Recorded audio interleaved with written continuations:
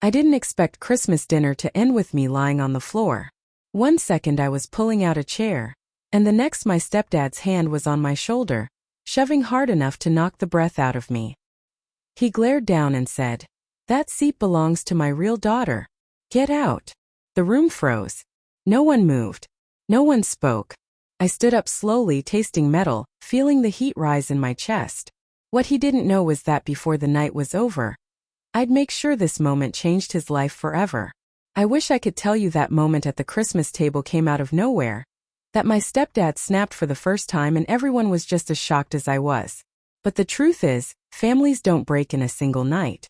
They crack in small, quiet ways long before anyone hears the sound. I've lived with him since I was 11. My mom married him after a whirlwind year of dating, calling it her chance at a fresh start. For her, it probably was. For me, it meant learning to shrink myself in the very house that was supposed to feel safe. He never yelled, never cursed. He didn't need to. His silence was sharp enough.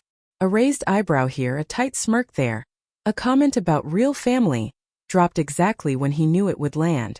Mom always brushed it off. "He's trying his best. You're too sensitive. You read too much into things." I heard those lines so many times they became background noise, like the hum of the old heater in my childhood bedroom. By the time I reached my late teens, I'd perfected the art of taking up as little space as possible. Holidays were the worst. An entire house decorated like a magazine spread, but every room felt colder than the winter outside. His daughter Sophia had the spotlight. She didn't do anything wrong. She just existed in the light he made for her. And I didn't. Still, I kept coming back. Not for him, but for my mom. Because some part of me believed that if I tried hard enough, if I stayed long enough, maybe she'd finally see me instead of the version he painted. This Christmas was supposed to be simple. Dinner, gifts, forced smiles. I even rehearsed polite answers in the car on the drive over to the house in Richmond, Virginia, just to avoid giving him anything he could twist into attitude. But the tension hit the second I walked through the door. He barely looked at me. My mom handed me a plate without meeting my eyes. Sophia was already sitting at the end of the table, the seat I had taken every year since middle school. I should have recognized the setup. When he pushed me, it didn't just knock me down physically. It knocked down the last illusion I'd been clinging to, that staying quiet would protect me. As I straightened myself, brushing pine needles off my sweater, one thought settled in like ice. Enough. The room went silent after he pushed me. But the silence wasn't protective. It was the kind people use when they're waiting to see how much humiliation you'll swallow before you make things uncomfortable for them. My mom gasped, but not in the way a mother gasps when her child is hurt. It was the sharp inhale of someone embarrassed that the moment wasn't staying neatly under the rug where she preferred it. She reached for a napkin like she could erase what just happened with a swipe of linen. "Olivia, sweetie, just sit somewhere else," she whispered, eyes darting between me and him like I was the one who started this. Sophia stared at her plate, pretending to adjust her bracelet. She wasn't cruel, just too used to being the girl worth defending. I pulled myself up, palms stinging from hitting the hardwood. My stepdad didn't even flinch. He stood over me, shoulders squared, hands still gripping the back of the chair he'd ripped from me, his voice cutting through the tension. "I said what I said," he repeated. "This seat belongs to my real daughter." Real. That word burned more than the fall. I straightened my sweater, forcing my voice to stay level. "You could have just asked me to move." He smirked, a small satisfied curl of the lips. "You never listen unless someone makes it clear." There it was, the truth he never bothered to hide. He didn't want me corrected. He wanted me humiliated. My mom rushed in with a shaky laugh. "Let's not ruin Christmas, Olivia. There's a chair by the window." The chair by the window. Far from the table. Far from the conversation. Far from being part of this family. I felt my pulse thumping in my ears. For years, I convinced myself that enduring moments like this was easier than confronting them, that keeping the peace meant keeping the family together. But staring at the table, at him, at my mom, at the quiet complicity of every person there, I felt something shift.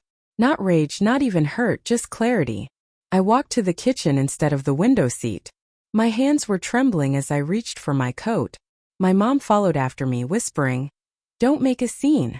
I turned to her. The words left my mouth before I could stop them. He pushed me in front of you, and you're worried about a scene? She blinked, stunned into speechlessness. Behind her, I could still hear him laughing quietly with Sophia like nothing had happened, like I was nothing. That was the moment, the exact second I felt the break. A clean snap inside me. I didn't yell. I didn't cry. I just said, "You will regret this," soft enough that only my mom heard. I wasn't threatening him. I was finally choosing myself. I drove home that night with both hands clenched on the steering wheel, the Christmas lights blurring through my windshield like smeared watercolor. I wasn't crying. I thought I would, but there was nothing left to spill. Just a steady, focused quiet, like my mind had finally stopped negotiating with pain it had learned to tolerate. My phone buzzed once, then again, then nonstop. Mom. Mom again. Then Sophia, then Mom. I didn't answer. Let them sit in the silence they'd insisted I accept all these years. When I got home to my apartment in Alexandria, the place was dim except for the glow above my kitchen sink.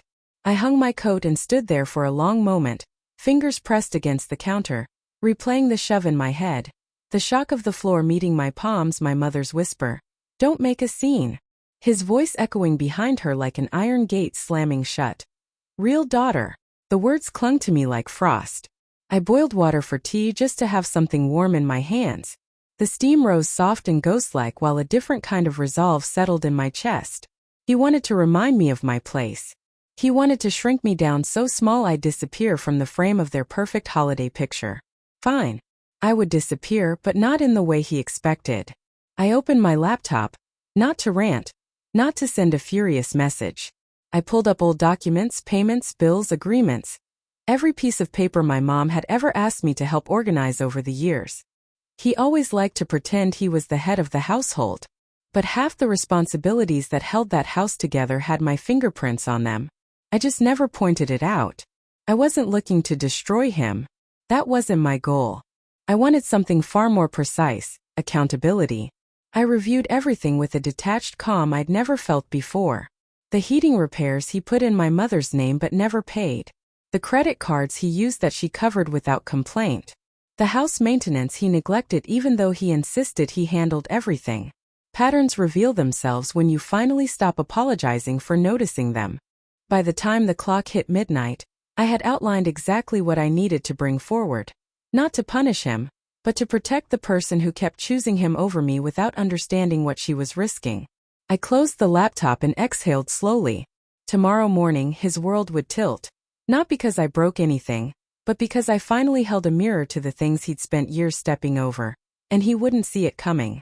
He woke up at sunrise. I know because the first call came at 6:12 a.m. I didn't answer. I was standing at my kitchen counter, pouring cereal into a bowl, the morning light brushing across the tile floor like nothing extraordinary was happening. My phone kept buzzing against the wood. His name, then Mom's, then his again. By the time I sat down, there were 9 missed calls. By the time I finished breakfast, there were 17. By the time I tied my shoes to leave, the number had grown to 26. I didn't check a single voicemail.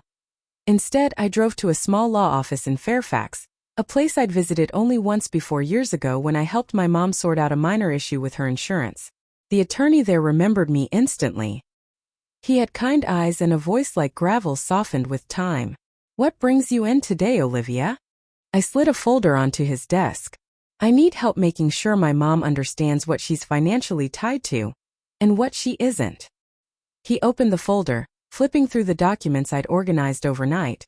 Statements she had covered, repairs she had paid for, maintenance he had ignored while insisting everything was his responsibility. Nothing illegal, nothing dramatic, just a long steady trail of a woman carrying weight a man pretended he lifted. The attorney exhaled slowly. "This is a lot. Does your mother know any of this?" "No," I said, because he never let her see the full picture and she never asked. He nodded, thoughtful. "And what do you want to do?" "I want her to know the truth. I won't want her to understand what she's been protecting at my expense." He tapped his pen twice against the folder. "We can request a meeting. Neutral ground. Lay out the information calmly. Nothing confrontational." "Confrontation already happened last night," I said quietly. "This is clarity." He nodded again. "You're not trying to destroy him." "No," I said. Just the version of him she thinks she knows. We scheduled the meeting for that afternoon. When I walked out of the office, the cold air hit my face like a baptism. My phone vibrated again, this time with a number I didn't recognize. I let it ring out. When the voicemail icon popped up, I pressed play. It was my mom. "Olivia, please call me. He's upset. He said you're trying to cause trouble. I don't know what happened last night, but we need to talk." I deleted it, not out of anger, out of exhaustion. She still didn't understand that what happened last night wasn't a beginning. It was a culmination. By noon, the missed calls had climbed to 33. I spent the rest of the morning at a small cafe across from the attorney's office, warming my hands around a cup of coffee, watching frost melt down the windows. For the first time in my life, I wasn't bracing for the next wound. I was preparing for truth. At 2 p.m., my mom arrived at the attorney's office alone. She looked tired, her scarf slightly crooked, her eyes rimmed with red like she'd been crying for hours. She walked toward me cautiously, like I might disappear if she approached too fast. "Olivia," she whispered. "Why are we here?" I gestured to the conference room. "You'll understand in a moment." When the attorney spread the documents out across the polished table, she stared at them with the kind of confusion that slowly turns into fear. Her fingers trembled as she traced dates and amounts she had completely forgotten about. "Why? Why did he put this in my name?" she asked. The attorney answered gently. "Legally, he couldn't qualify. Your credit carried these obligations. You've been responsible for most of the household expenses." She blinked rapidly. "But he told me he handled everything." I didn't say a word. I didn't need to. The attorney continued. "Nothing here is illegal, but it does show a long pattern of financial dependence that has left you vulnerable without realizing it." Mom leaned back, hand covering her mouth. I had no idea. That was the moment right there, when the narrative she'd clung to all these years finally cracked. I saw it in her eyes, the loyalty she had defended, the tone she used to silence me, the excuses she recited on autopilot. All of it collided with the reality sitting right in front of her. And then her phone buzzed on the table. She flinched, turning its screen up. 37 missed calls, all from him. She didn't answer. For a long moment, the room was silent except for the faint hum of the heater. Finally, she looked at me. "Last night, when he pushed you, Olivia, I am so sorry. I didn't think it was that serious. I thought you two just argued." I shook my head. "He shoved me to the floor, Mom, in front of everyone. And you told me not to make a scene." She winced like the words themselves were knives. "I didn't know what to do," she whispered. "He gets angry when I confront him. I thought keeping things calm was better." "Calm for whom?" My voice didn't rise, but it cut through the room like glass. Her eyes filled. "I never wanted you to feel unwanted." "But I did," I said. "For years. And yesterday wasn't the first time. It was just the first time it was undeniable." The attorney excused himself to give us privacy. When the door clicked shut, Mom folded her arms over herself like she was trying to keep from breaking apart. "What happens now?" she whispered. "That's up to you," I said. "But whatever you decide, it has to be with full knowledge, not the story he tells you." Another buzz. Her phone lit up. 41 missed calls. She silenced it without answering. When we walked out of the office together, the winter sun was already sinking, casting a long shadow behind us on the sidewalk. I expected her to leave, to return to him like she always did, held in place by habit and fear. But she didn't. She stood beside me, breathing into her scarf, staring at her shoes like she was gathering pieces of herself she hadn't touched in years. Then she said quietly, "Olivia, I want to go home. Not to him, to my sisters, just for tonight." It wasn't triumph. It wasn't revenge. It was the beginning of accountability. As we turned toward the parking lot, my phone buzzed once more. I looked down. 47 missed calls. I didn't smile. I didn't gloat. I just felt relief. He finally knew I wasn't playing by his script anymore. And tomorrow he would have to live in a world where I no longer collapsed under his voice, his expectations, his version of family. A world where the truth had a seat at the table, even if he tried to push it away. My mom stayed with her sister in Charlottesville for several days. I didn't check on her constantly, didn't hover or try to direct her choices. For once, she wasn't leaning on him or expecting me to smooth things over. She was simply sitting with the truth.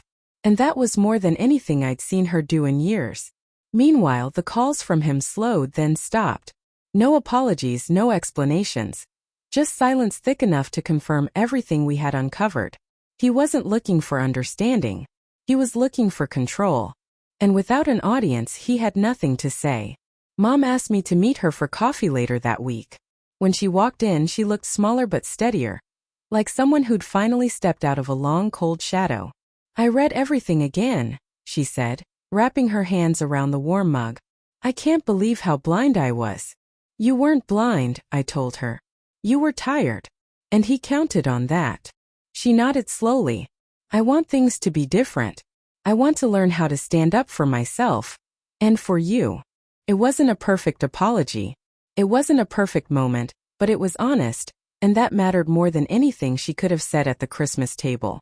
As she talked about next steps, practical ones, gentle ones, I felt a strange lightness bloom in my chest. Not victory, not even closure. Just the quiet relief of finally seeing my mother choose herself. I didn't walk away from that Christmas to punish anyone. I walked away because I finally understood that protecting myself wasn't disloyal. It was necessary. Families don't heal through silence or endurance. They heal when someone is brave enough to break the pattern. For us, it started with one truth laid on a table where I was never allowed to sit. If this story reminds you of something you've lived through, share it in the comments. And don't forget to subscribe for more stories like this.